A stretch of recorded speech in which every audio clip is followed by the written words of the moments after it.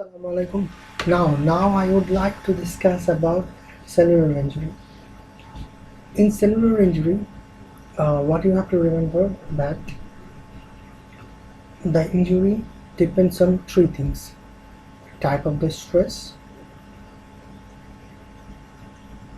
the severity, and the type of the cell affected. These three things is important in cellular injury: the type of the stress, the severity, and the cell affected. Suppose neuron is affected, and we know that neuron is a very complicated cell, and and the neuron dies within 3 to 5 minutes if there is lack of blood supply. On the other hand, the skeletal muscle can survive more. Skeletal muscle can survive more without blood supply.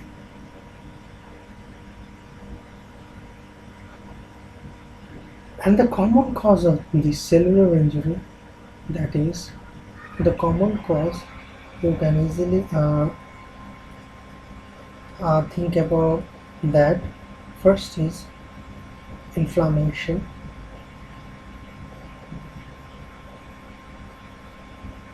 then hypoxemia,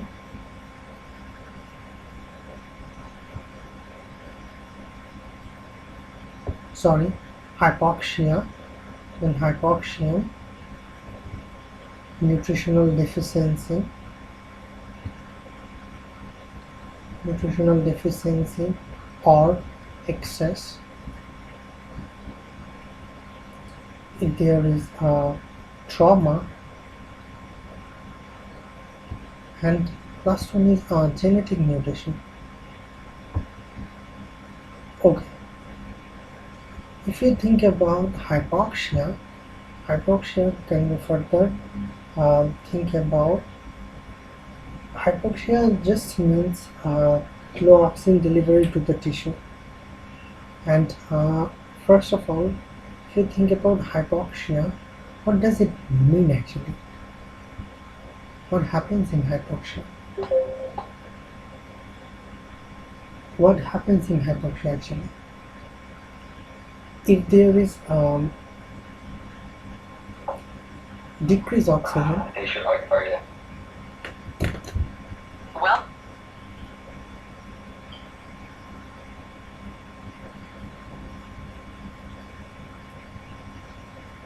if there is a decreased oxygen, then it will decrease production of ATP, and decreased production of ATP will leads to cellular injury. How it causes cellular injury? We know that oxygen is the final electron acceptor in the electron transport system in the oxidative phosphorylation. If there is decreased oxygen, so oxidative phosphorylation is hampered, and thus ATP production is hampered, which leads to cellular injury. And the cause of hypoxia are actually three.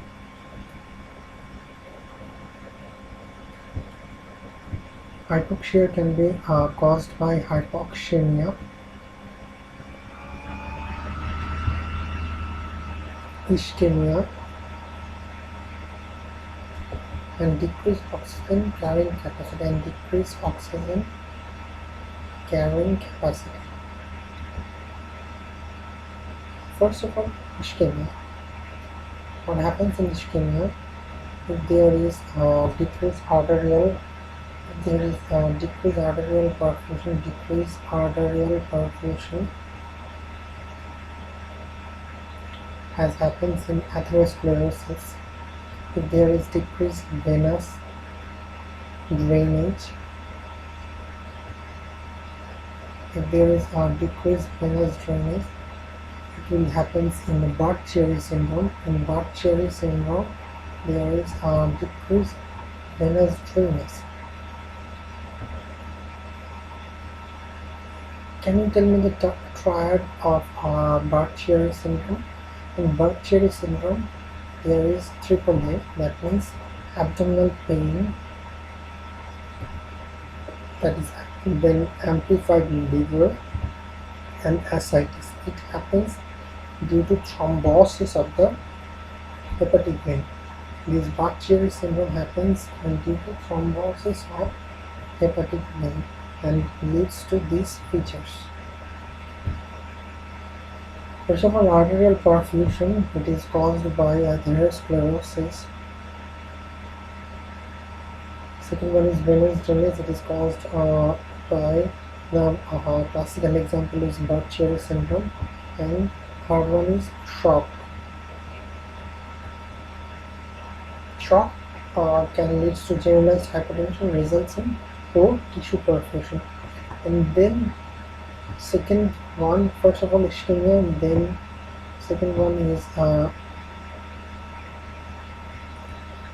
hypoxemia. What happens in hypoxemia?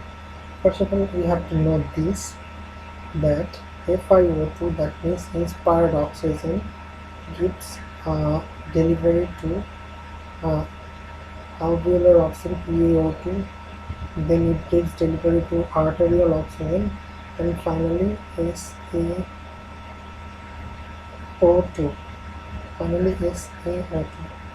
What does SaO2 means? It means that what percentage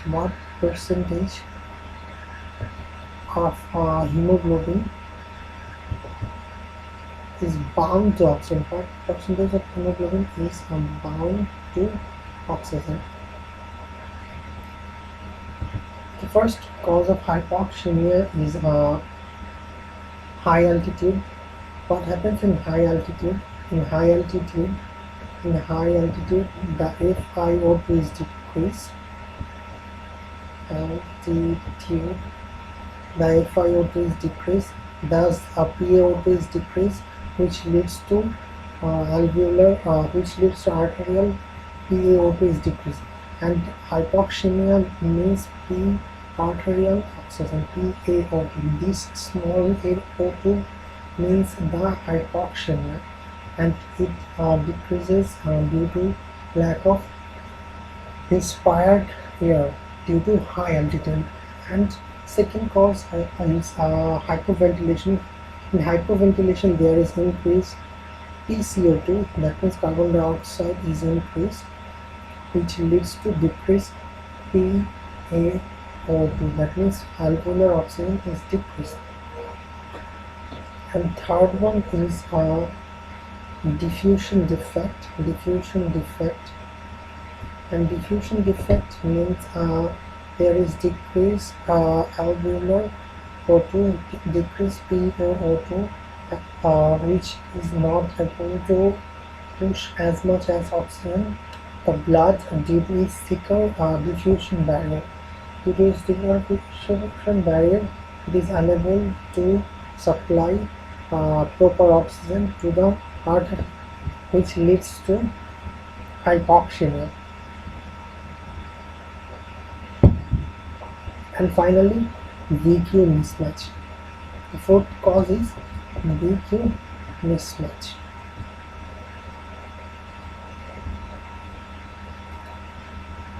The third cause is decreased oxygen carrying capacity of the blood. In hypoxemia, the third cause is decreased oxygen carrying capacity in blood. Decreased oxygen carrying capacity in blood. First cause is anemia. What happens in anemia? In anemia, there is decreased number of hemoglobin. So there is normal PaO2, that means arterial oxygen, and SaO2 is normal. As because in here there is decreased number of hemoglobin, but the bound form of oxygen is normal. Then carbon monoxide poisoning. In carbon monoxide, we know that carbon monoxide binds to Hemoglobin, carbon monoxide has the capacity of binding hemoglobin more avidly than the oxygen. It has 100 times more power of binding uh, with hemoglobin than oxygen. So PaO2, that means arterial oxygen, is normal, but SaO2 is decreased. And the carbon monoxide poisoning, the common cause of carbon monoxide poisoning is smoke from fires,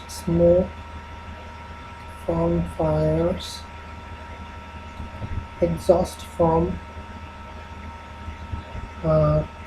exhaust from cars or heaters. An early sign is headache. Early sign of carbon monoxide is headache. This is high-end. You have to figure it out that carbon monoxide has early sign of headache, and significant exposure can lead to coma and death. Then methemoglobinemia. What happens in methemoglobinemia? We know that iron binds with oxygen in Fe2 step. Fe2 step. Iron binds with oxygen in Fe2 step, but methemoglobin converts iron from Fe2 to Fe3 step, and thus decrease the capacity of binding with oxygen. And in here there is PaO2 is normal and SaO2 is decreased, and it is seen in some drugs like sulfur drugs, and nitrate drugs, sulfur and nitrate drugs, and also seen in sulfur and nitrate drugs, and also seen in newborns. It is also seen in newborns. And classic finding is cyanosis with chocolate color blood. Cyanosis with chocolate color blood.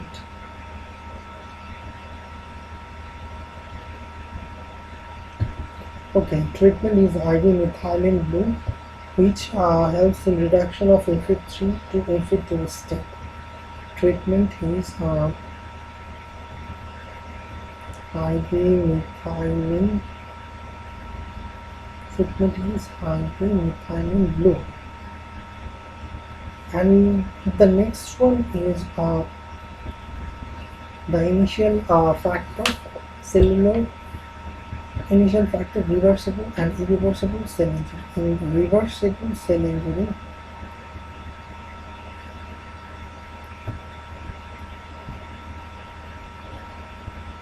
reversible cell injury, the first thing you have to remember what happens in cell injury.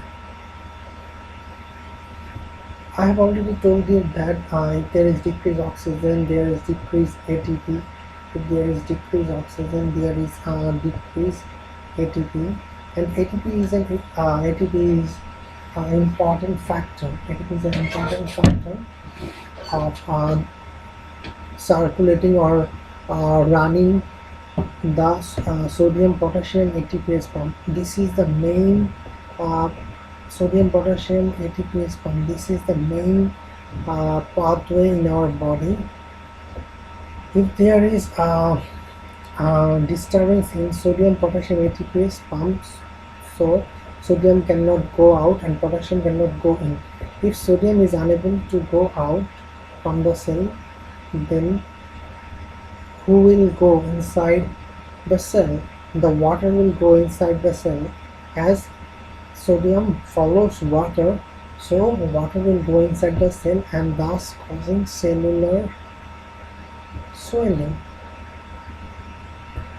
So the first thing, what happens in reversible cell injury, there is the hallmark is a cellular swelling. And second mechanism, if there is decreased activity of sodium potassium ATPase activity, so calcium pump will not gonna work, resulting in calcium buildup in the cytosol. Calcium buildup in the cytosol, resulting in calcium buildup in the cytosol, resulting in calcium buildup in the cytosol. And this calcium is very harmful for the cell. And the third one is anaerobic glycolysis. If there is a lack of oxygen, so it will not gonna run aerobic glycolysis, it will produce anaerobic glycolysis, and the anaerobic glycolysis, the final product is lactate, and lactate will increase the pH. Lactate will decrease the pH. Lactate will decrease the pH, and which will denatures, and the decreased pH will denatures protein and precipitates DNA. It will denatures protein and precipitates DNA. So this is the three-way of disrupt. This is the three-way where low ATP disrupts the cellular functions. And I have already told you that the main the hallmark of reversible cell injury is what? Cellular swelling. The reversible cell injury is cellular swelling. If there is cellular swelling, so the cytosol, if there is cellular swelling, there is loss of microvilli, because loss of microvilli and membrane bleeding. There is loss of microvilli and membrane bleeding, because as sodium potassium is not working, so inside the cell sodium is entering along with water, and the blebs disappear.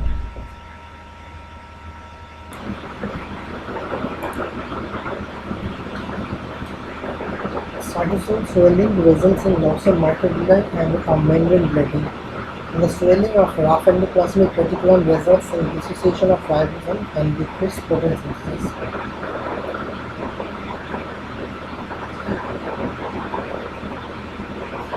And this is the pathway of reversible cell injury. And eventually the damage becomes irreversible, and the hallmark of irreversible cell injury is membrane damage. The hallmark of irreversible cell injury is membrane damage. Irreversible cell injury is membrane damage, and in membrane there is plasma membrane damage, there is mitochondrial membrane damage, there is lysosomal membrane damage. What happens in plasma membrane damage? When there is plasma membrane damage, so enzymes leaks out, and enzymes leaks out in the serum and causing the irreversible damage. Suppose when there is myocardial infarction, what will do first? First we do EKG, then we will go for cardiac troponin, because in troponin, if troponin is elevated, what does it mean? It means that there is irreversible damage, because the enzyme leaks out from the heart, and that leads to irreversible damage. And additional calcium enters into the cell, and it causing further damage. And the mitochondrial membrane damage results in loss of electron transport. Mitochondrial membrane damage means a loss of electron transport is in the inner mitochondrial membrane. And second one is cytochrome C leaks out into the cytosol, and it activates caspase. This is important, that cytochrome C activates caspase and causing irreversible cell injury, and finally lysosomal membrane damage. That means hydrolytic enzyme leaks out and activates hydrolytic enzyme leaks out into the cytosol, which in turn are activated by high intercellular tension, and the ultimate goal of irreversible cell injury and death. Inshallah will be beneficial.